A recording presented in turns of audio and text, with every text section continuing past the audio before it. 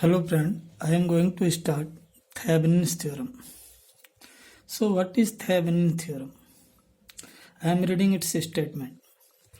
Any linear circuit containing several voltage sources and resistances can be replaced by an equivalent network having a single voltage source called Thevenin voltage VTH and a single resistance called Thevenin resistance RTH. Thevenin theorem actually changes complex circuit into simplest circuit. Suppose we have given a complex circuit. There are so many resistances here. There may be so many voltage sources here. One load resistance. And if we are asked to calculate the current in any particular branch, then difficulty arises from here. It is very difficult to calculate the current in any particular branch. It is not impossible, but it is very difficult to calculate the current in particular branch, especially when the circuit is complex. So why not we convert it into simplest circuit? So Thevenin theorem actually converts complex circuit into simplest circuit.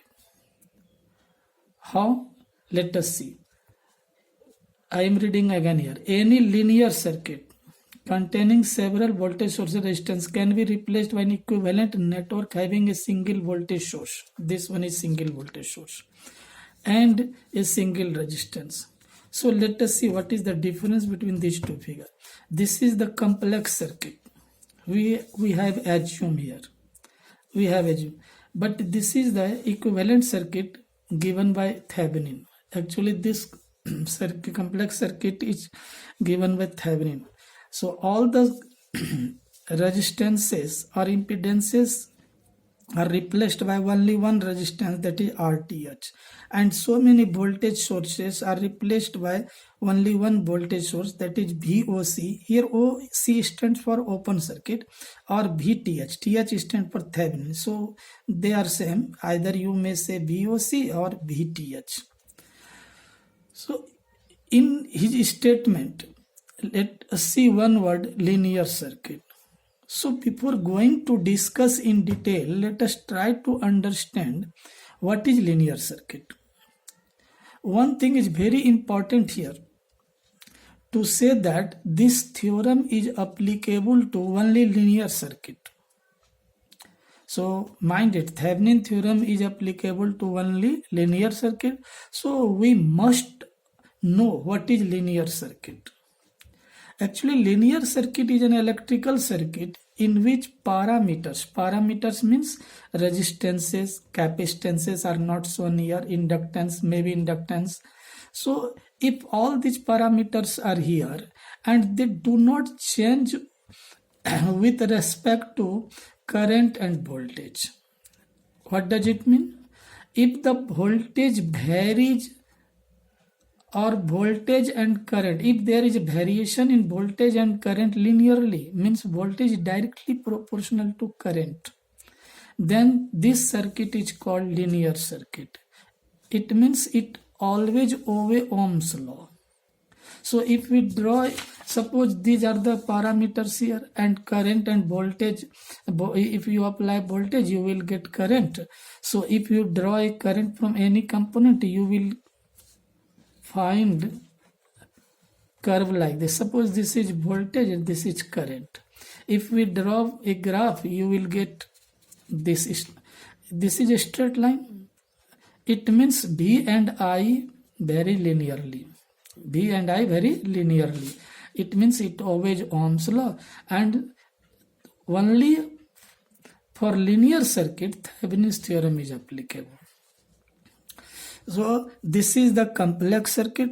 Here let us start. Let us consider a two-terminal linear network. It contains one active mesh. Again, one term is here, active mesh. Active mesh is this one. This is active mesh because power source is connected directly in this network, and other passive mesh. This one is passive because current it flows here, but there is no any direct power source connected, and actually current is passed from this side. So this is active mesh, this is passive mesh. Let E be the EMF of the cell, or you may write V be the EMF of the cell, having its internal resistance 0, R is equal to 0. It is assumed, you may take R, but I have assumed R is equal to 0. RL is the load resistance across. This one is the load resistance. These, there A and B are terminals, and RL is the load resistance. So see here, this portion is the circuit, and we have to replace this circuit using Thevenin theorem into a simpler circuit. This is the simple circuit. Again you can see this portion AB is terminal here, and this is load resistance, and this portion has been replaced by here. This is voltage, Thevenin voltage, this is RTH. So our problem is to calculate VTH and RTH. So see here how to calculate VTH. Now we proceed to find VTH and RTH one by one. First we considered VTH. In order to get VTH, what we do? We remove the load resistance. See here, load resistance was there here. Now we remove this. So this circuit is open, and that is why we call it open circuit. VOC, voltage across this terminal, across these terminals A and B, is called VOC. So first we remove this load resistance, and then we calculate the source current. This is the source current, or you may say circuit current, the current which is passed by battery. So how to calculate? See here, this portion is open, so this resistance is ineffective. So current, if it starts here, it will go here and turn here, because this is closed circuit. So current here take turn, and these two resistances are series. So total resistance is how much? R1 plus R2. If we divide R1 plus R2 means total resistance by its EMF, you may say V also. I have taken EMF, actually you may take V or E, both are same. It is symbolic.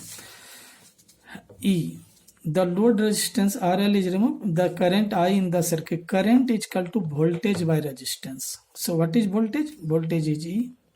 And what is resistance? This resistance is can be ignored because this is open. Current will not come here. Current will rotate in this network, in this mesh. So total, these two are in series, so total will be R1 plus R2. Voltage by total resistance, current. Now voltage. Voltage means VTH. What do you know VTH? Again I am saying that VTH means voltage across the terminals AB. So see here, if we want to calculate the voltage here, you can calculate the voltage here in between these 2 points. So because they are parallel, so same voltage will appear here. So voltage across R2, voltage across the terminal AB means voltage across R2, and that is IR2, current into resistance. And I, once we have calculated I, so let us take the value of I here. So I means E by R1 plus R2 into R2. So this is your VTH. So in the first page, this voltage, I am reading here, single voltage source. Single voltage source is this one, which is taken here. Now, next RTH, Thevenin resistance.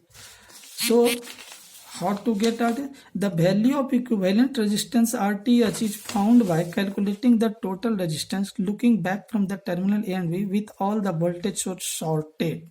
So see here, it is very important. Voltage source shorted. So whenever we go to calculate the total resistance, means Thevenin resistance, first we sorted this. We sorted this, means we remove this and connect the wire. So your figure will be like this, because here battery was removed and battery has been removed. So this is R1, this is R3, R2, all are same as it is, and now this is again open. So now look back from terminal AB. We look from this side, and if you see the circuit, these two same current will pass through R1, but here there is a branching. So these two are not in series. And R3 here, so we see from this side. So R3 and these two are in parallel. R1 and R2 are in parallel. I have written here R1 is parallel to R2, and once you